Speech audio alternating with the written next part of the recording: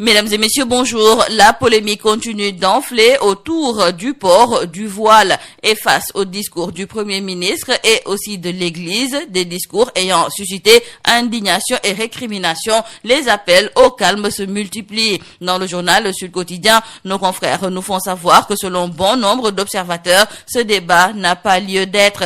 C'est le cas du coordonnateur de la coalition Juste, Aliou Sall, déclare dans un communiqué daté du 5 août qu'en cette période sensible, il faut promouvoir le vivre ensemble et éviter toute action ou discours qui pourrait diviser nos communautés. Nous exprimons notre pleine confiance en la capacité de notre pays à surmonter ces défis par le dialogue et le respect mutuel. Nos confrères du journal Sud Quotidien nous rapportent également les propos de Idrissa Seck, ancien Premier ministre, qui dans un post Facebook invite tout le monde à garder à l'esprit l'unité malgré la pluralité du peuple sénégalais.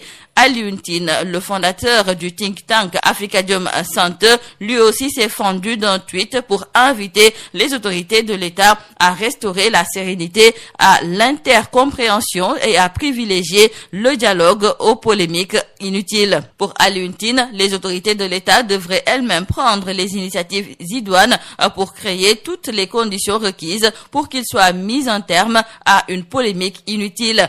Les questions de foi et de croyance mobilisent plus les émotions que la raison. Ce sont des débats passionnels qui peuvent vite déraper. Ensuite, il trouve que cette sortie du Premier ministre, perçue comme une provocation par nos frères chrétiens, peut être réglée par le dialogue et la concertation avec les protagonistes. Il faut le faire maintenant. L'initiative doit émaner de l'État, toujours selon Alioune Tine. Vieux Savané qui, dans le journal Sud Quotidien, se demande lui aussi quel intérêt il y a d'exacerber des tensions inutiles. Vieux Savané nous rappelle qu'ici au Sénégal, un fervent catholique a été porté à la magistrature suprême contre Lamine Gueye, un adversaire politique de confession musulmane. La grande mosquée de Dakar a été inaugurée en 1964 en présence du président Léopold Sédar Senghor, Sa Majesté le roi Hassan II du Maroc et El Hadj Abdul Aziz Sy Dabakh. Le chef de l'État assistait lui-même à la prière de l'Aïd par une présence remarquée à la mosquée. Ensuite, il rappelle qu'on a eu dans une même famille recomposée un archevêque catholique et un imam, et Vieux Savané de nous rappeler les événements qui se sont déroulés en 2006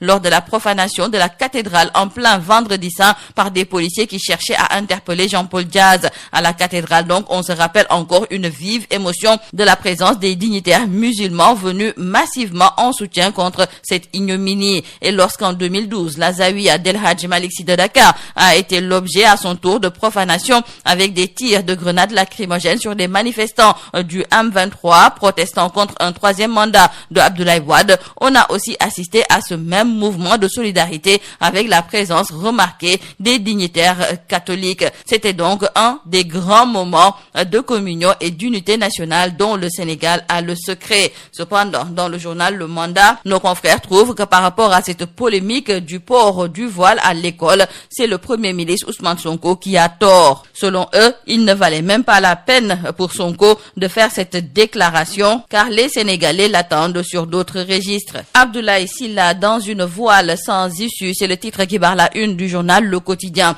Nos confrères nous font savoir que la Cour des comptes dénonce le financement par l'État des travaux de voirie non réalisés. Toujours concernant le cas Abdoulaye Sylla, nos confrères du journal Direct News se demandent s'il ne se sert pas de l'État comme des mamelles à traire. Parlons à présent de Diégui Diop, l'ancienne directrice de la promotion de l'économie sociale et solidaire, qui a été donc auditionnée hier pendant des heures. Et nos confrères du journal L'Info nous font savoir que Diégui Diop aurait refusé de procéder à la passation de service avec son successeur. Mais à sa sortie de cette audience, elle a finalement capitulé et elle va procéder aujourd'hui à la passation de service. Nos confrères du quotidien LAS s'intéressent à la communication du président Bassirou Diomaye Faye et celle du Premier ministre Ousmane Sonko. Nos confrères trouvent que ces deux styles à l'épreuve du pouvoir. Le journaliste Ibrahima Bahoum, lui, trouve que le problème d'Ousmane Sonko, c'est psychologique. Il voit encore des adversaires et pense qu'il faut les détruire. Dans le journal Critique, nos confrères se penchent également sur la gouvernance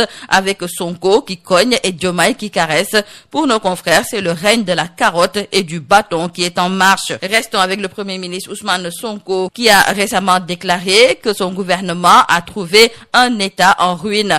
Et Et dans le journal Tribune, c'est Bougane Gueye Dany qui exige la vérité. Bougane se demande comment on peut déclarer avoir hérité d'un Sénégal en ruine alors que le FMI nous parlait récemment de surfinancement. Comment, en 2023, le Sénégal a-t-il pu se retrouver parmi les 10 pays ayant capté le plus d'investissements directs étrangers? Autant de questions que se pose Bougane Gueye Dany. Terminons par la coopération entre le Sénégal et la Gambie. Dans le quotidien Le Soleil, nos confrères nous font savoir que l'axe Dakar-Banjul est au beau fixe.